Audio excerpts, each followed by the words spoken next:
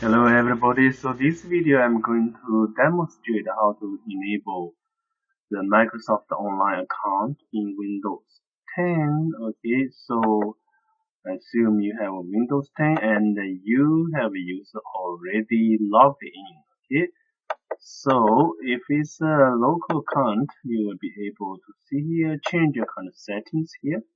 So you are in basically you are in the account settings.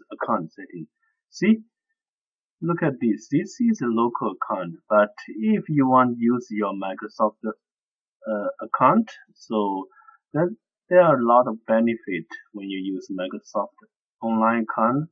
For example, you have the better security. You can synchronize your settings, synchronize your bookmark, and a lot of other stuff. Okay, so you just simply click here, then you will be able to switch over to your Microsoft Online account.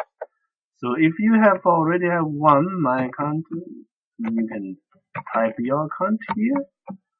Sometimes it's called at outlook.com, sometimes it's called hotmail.com if they are all Microsoft account.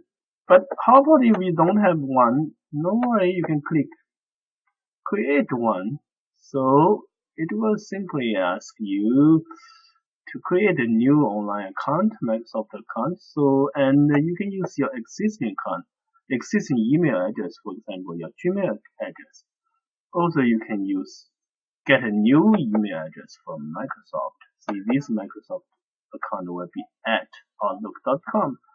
So that's easy as it is. You can use your Microsoft online account. Thank you.